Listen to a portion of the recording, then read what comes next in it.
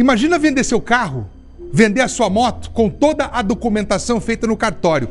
E aí, Beatriz Frenner, a pessoa fica no prejuízo. É mais um golpe que está acontecendo com muita gente.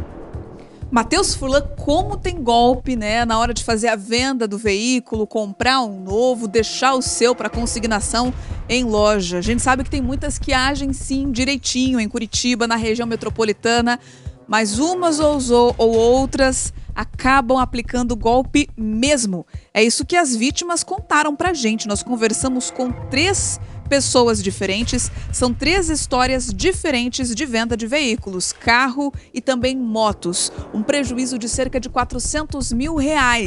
Vocês vão entender a partir de agora na reportagem exatamente o que aconteceu nesse caso. Qual foi a estratégia desse suposto golpista? O que une essas pessoas não é uma razão feliz, é um possível golpe. Papelada em mãos, contratos assinados em cartório, não tem validade. Eles se sentem enganados. Para o Hernani, o problema começou em julho desse ano, quando deixou uma moto de R$65 mil para ser vendida em uma loja de Fazenda Rio Grande. Eu fiz um anúncio pela internet, num site de venda de carros e motos, e alguns dias depois, essa pessoa entrou em contato comigo. Ele falou: eu vi a tua moto anunciada e eu tenho um cliente, eu tenho uma revenda de carros na fazenda e tem um cliente que se interessou por sua moto. Era uma Harley Davidson exclusiva, uma moto importada que ele estava vendendo para investir o dinheiro no negócio próprio. Hernani tomou cuidados, pesquisou sobre a empresa e, como não encontrou nenhuma irregularidade, confiou. O problema é que, junto com o contrato de consignação, ele assinou uma procuração. O dono da loja conseguiu transferir a moto dele sem pagar o valor para o Hernani. Eu acredito que ele deve ter colocado no cartório um papel, uma autorização sem o meu conhecimento, apesar de eu ter lido todo o contrato e tudo mais. Mas como ele chegou no cartório antes, então provavelmente ele já preparou alguma coisa ali. Um contrato que ficou comigo estava de uma forma e a parte que ficou com ele talvez tenha uma cláusula autorizando ele a fazer alguma transferência. Segundo o contrato, o Hernani receberia o dinheiro em 15 dias úteis. Já se passaram meses. Com a Jéssica, o problema foi o mesmo. Ela anunciou o carro dela para venda na internet e o dono da loja entrou em contato. Prometeu venda rápida e o pagamento de uma entrada. Ele até repassou os 11 mil, mas ainda falta dinheiro. Desde o começo ele agiu muito como um amigo, como uma pessoa que era para confiar nele, que estava fazendo da maneira correta. Tanto que ele falou: estou te fazendo os 11.500 de entrada, pode ficar tranquila, você vai ter que aguardar o prazo porque já está na fila de pagamento. Por que, Jéssica, que é golpe e não um mal-entendido? É um golpe porque já foi constatado outras vítimas. A partir da minha situação, eu procurei outras vítimas para que a gente pudesse ser considerado um estelionato realmente. Para ela, os prejuízos não são só financeiros. Jéssica estava grávida. Logo depois da situação, a minha menstruação desceu e eu fiquei muito nervosa. Eu tive crise de ansiedade. E eu perdi o bebê. Tá tudo relacionado a todo esse sofrimento que ele causou, tanto a mim e as outras famílias, a todo o transtorno. Ele não tem ideia de todo o caos que ele causou na vida de todo mundo. Aqui mais uma vítima que prefere não ser identificada. Esse caso chama atenção até por uma possível irregularidade dentro do Detran. O Departamento de Trânsito teria aceitado a procuração de transferência do veículo, mesmo o documento não sendo adequado para fazer isso. No setor de fraudes do Detran, eles viram que a procuração juntada foi registrada em cartório com assinatura sem a minha esposa perceber que tinha assinado essa procuração. Essa procuração era para comprar e vender o veículo, não para assinar o documento. O carro dele está bloqueado. O dono da loja não pode vender ou transferir, mas ninguém sabe onde o veículo foi parar. Não faço ideia onde está o carro. Na loja já fui várias vezes, não está o carro. Ele não... A partir do momento que a gente viu, bloqueou. Eu liguei para ele, a gente tentei conversar amigavelmente, tentar desfazer o negócio. E ele simplesmente me cobrou 26 mil, que eu fizesse um Pix de 26 mil, para daí ir na loja depois, pegar o carro e ir no cartório desfazer o negócio. Qual o justificativo para ele te cobrar um Pix? pelo distrato do negócio, que ele colocou uma multa abusiva no contrato de 15% do valor. Todos registraram boletim de ocorrência por estelionato. Estão na justiça com advogados e agora estão também com a equipe da RIC Record. Vamos atrás de respostas. Com certeza é um golpe, não tem dúvida nenhuma. Porque como ele ficou me enrolando com conversas bonitas e tudo mais ao longo desse tempo, e depois eu fui descobrir que nada disso conferia daquilo que ele falou, então, a partir desse momento, eu tomei a posição de procurar os meus direitos dentro do que a lei permite. Para vocês o prejuízo foi grande, para que vocês iam usar o dinheiro e como é que está agora a situação para vocês? Então, nós íamos vender o veículo para pegar um veículo menor e pagar umas contas que a gente tem já há algum tempo. E agora, sem o carro e sem o dinheiro, continuamos com a dívida e mais o problema de ficar sem o carro. Eu espero que a justiça seja feita, que esse cara seja punido e que outras pessoas não sejam vítimas, assim como eu e outras famílias que já foram identificadas. A mulher perdeu o filho por conta de crises de ansiedade diante disso aí. Ô Beatriz, eu quero saber se você conseguiu encontrar o outro lado da história, o homem responsável por essas negociações fraudulentas, ao que tudo indica. Você já me conta, Beatriz, você já me conta. Cadê a Beatriz para a gente continuar conversando aqui? Porque depois de ouvir o drama das vítimas, a Beatriz Frenner, corajosa Beatriz, com a cara dela foi atrás do outro lado dessa história. E aí, Beatriz? Sabe, Furlan, quando a gente se coloca numa história dessa, a gente se coloca no lugar das pessoas. Você pensa só, a gente acabou de ver o depoimento ali de uma das vítimas, ela estava grávida, tinha acabado de descobrir uma gestação. Ela deixou o carro dela lá para venda, o sujeito pagou uma parte para ela e o resto não veio. 50 mil reais ele está devendo para ela. E nesse meio tempo ela já tinha dado entrada em um outro carro, porque ela tinha confiado mesmo. Então se colocou no meio de uma dívida, um monte de problema para resolver e agora esse golpe, esse suposto golpe, esse estresse todo fez infelizmente com que ela perdesse a gestação. O quanto isso está doendo para essa mulher. E não só ela, outras duas pessoas com quem nós conversamos ali também estão passando apuro. Ninguém vende carro ali de um valor para comprar outro à toa. As pessoas querem investir ou estão precisando do dinheiro para pagar dívidas. Só que aí caem na conversa de um outro sujeito que não é confiável. E essa revenda de veículos funcionava em Fazenda Rio Grande. Porque quando nós chegamos lá para tentar conversar com o responsável, adivinha só, descobrimos que já tinha fechado a empresa e tinha um outro estabelecimento funcionando no local.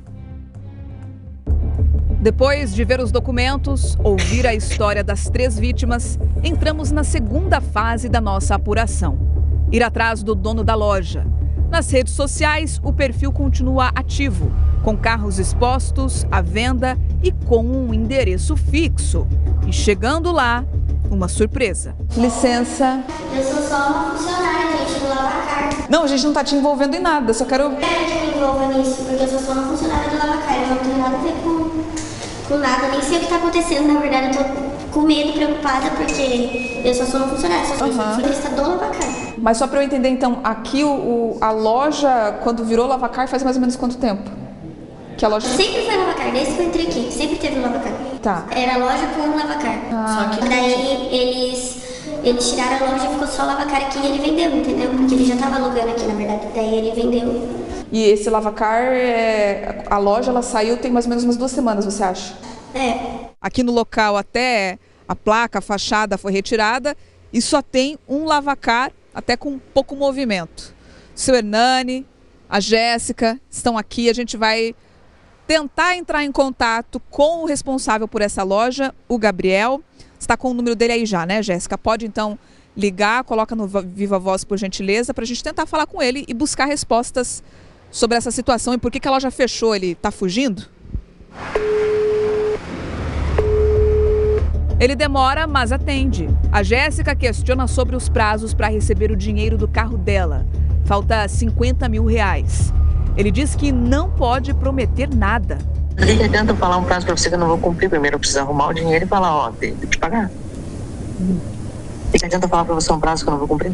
Curiosamente, alguém já tinha avisado que a equipe de TV estava na loja. Aqui é a Beatriz da RIC Record. Gostaria de conversar com você sobre essa situação envolvendo aqui vários clientes. Você consegue nos atender? Você consegue vir até aqui? A gente está na frente da sua loja. Eu não tenho mais loja. A gente está na frente de onde funcionava a sua loja. Você poderia vir até aqui? Eu não tenho mais vínculo nenhum com a Ida. Aí tem que falar com a minha advogada. Se for uma reportagem, tem que falar com a minha advogada. Você tem vínculo com essas pessoas via contrato. Se você quiser conversar com a minha procuradora, eu posso passar o contato para você. O dono da loja alega que teve problemas financeiros, por isso ficou devendo os clientes. Aconteceu um outro imprevisto um tempo antes que eu tive que arcar com esse prejuízo. Esse cientista acabou me desligando, é simples assim. E você tem um prazo para cumprir sobre isso?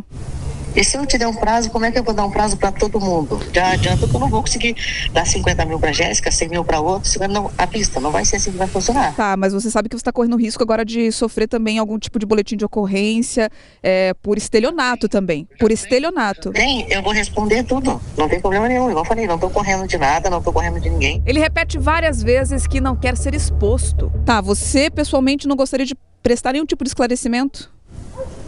Eu não gostaria nem de que expôsse minha imagem, para falar a verdade. Mas a situação envolvendo aqui a revenda dos veículos foi completamente descumprida da sua parte. Qual que é a razão para isso? Meu problema financeiro. Mas e a possível má-fé sobre a procuração? Os clientes dizem que assinaram sem saber. Até onde eu sei, todas as pessoas que assinaram o contrato eram alfabetizadas. Eu não enganei ninguém que não era alfabetizado. Sobre procuração para transferência de bens. E todas as pessoas que assinaram não eram alfabetizadas, então assinaram com o digital. Seu Hernani, o senhor sabia, o senhor sabia quando você assinou essa procuração dando esse poder para ele? Não tinha conhecimento nenhum de procuração para transferência de veículo. Apenas a autorização foi assinada para fazer para a procuração do veículo, para poder deixar na loja, para consignação no caso. Ele não tem conhecimento dessa procuração que ele assinou? Ué, mas ele assinou um contrato comigo, ele me deu o poder do veículo dele e eu fiz a negociação do veículo poder deles. Agora, se eu não conseguir arcar com o valor dele, agora eu quis enganar e coloquei o papel no meio, não é assim que funciona. O contrato faz a autenticação do contrato e depois faz a autenticação da procuração, com ele assinado. E a cópia dessa procuração ficou só com você? Por que eles não tiveram acesso a essa cópia também? Bom, se quiser, eu mando para você agora. Não tem problema nenhum. Quando pergunto sobre a Outlander, que estava bloqueada no Detran, ele apenas foge. Foi uma procuração feita exatamente como foi feita qualquer outro negócio. Então, se for irregular a dele, todas são irregulares, porque são todas feitas da mesma forma. Então é bom a gente saber disso. Dessa informação a gente vai atrás do Detran para questionar. E onde é que está a Outlander? Aí você pode agendar com a minha procuradora, pode falar com ela. Procuradora? Você vendeu o veículo? Você pode procurar a minha procuradora daí. Qual que é a avaliação de vocês sobre as desculpas dele? Mais uma vez, uma desculpa esfarrapada. Eu não tenho nada a ver com os problemas pessoais dele. Eu quero o dinheiro do meu veículo e ele tem que dar um jeito, tem que pagar, assim como todas as pessoas que estão aqui, que também desejam reaver o valor dos seus bens. Então, ele que se vire. Seu Hernani, ele ficou insistindo naquela história de que não tinha como o senhor ter assinado sem saber. Ele com certeza ele colocou um papel no meio desse contrato, porque ele fez contrato em 2 vias, então eu acredito que o contrato dele estava diferente do meu. Porque ele, na hora que eu assinei, ele falou, não precisa ler o outro, que são 2 vias iguais. A gente, na maior inocência, acredita, né, em empresário, e depois a gente descobre que ele fez tudo errado e a gente ainda ficou sem o bem e sem o dinheiro. Ele tem 4 boletins de estelionato, todos já estamos com processos já na justiça, e agora que a justiça seja feita. E nem foi totalmente inocência, né? O seu Hernani fala, a gente foi inocente, acreditou, só que o seu Hernani mesmo pesquisou. Na hora de deixar a motocicleta dele lá para consignação, ele buscou o CNPJ. Qual que é o grande problema aqui? A maioria desses possíveis estelionatários, desses golpistas, eles aplicam golpe, enganam um monte de gente com um CNPJ, com uma empresa. Aí na primeira encrenca que dá, eles fecham aquele CNPJ e no mês seguinte conseguem abrir outro. E aí não tem nenhuma irregularidade, não tem nenhuma mensagem de reclamação. O consumidor tenta se proteger, tenta pesquisar, mas não consegue. E aí foi realmente enganado com o detalhe da procuração, porque o seu Hernani garante, eu li todas as folhas do contrato que eu assinei e não tinha nenhuma cláusula dando esse poder a ele de pegar o meu carro, a minha moto e passar para o nome dele. Só que possivelmente ele ficou, né, segundo a denúncia do seu Hernani, com uma via diferente que tinha, portanto, essa outra versão. Nós tentamos falar com esse homem, vocês viram, nós chamamos ele para ir lá na frente, ele se negou, disse que não tem nenhum vínculo com os clientes. Como assim? Não tem nenhum vínculo. Tá lá no papel, reconhecido firme em cartório, que ele pegou veículos e não pagou. Independente da loja estar fechada ou não, ele tem responsabilidade com esses contratos que assinou. Boletins de ocorrência por estelionato já foram registrados. E nós estamos atrás também dessas informações junto com a polícia sobre a investigação desse caso de Fazenda Rio Grande. E lembrando, né, seguimos em cima e gostaríamos que ele falasse, que prestasse esclarecimentos também de cara limpa, assim como as vítimas fizeram. Falou que era para entrar em contato com a procuradora, com a advogada dele, né? Isso que ele estava tentando se referir, eu acredito. Só que ele não passou contato de nenhum representante legal. Então a gente não sabe nem se essa advogada existe ou não, Furlan. Obrigado, viu, Beatriz? Excelente trabalho da Beatriz para defender o interesse das pessoas. Se você tem algum problema que a gente possa ajudar, tentar intermediar, manda um WhatsApp para nós aqui, 99926-1598. A história não termina por aí. A Beatriz vai continuar em cima, vai continuar atrás até nós encontrarmos esse rapaz que, por alguma razão, está querendo se esconder. As pessoas vítimas mostram a cara. Ele, que é supostamente um estelionatário, né? Tá querendo se esconder, mas a polícia também vai encontrar, não vai demorar muito. Beatriz, obrigado de novo, viu?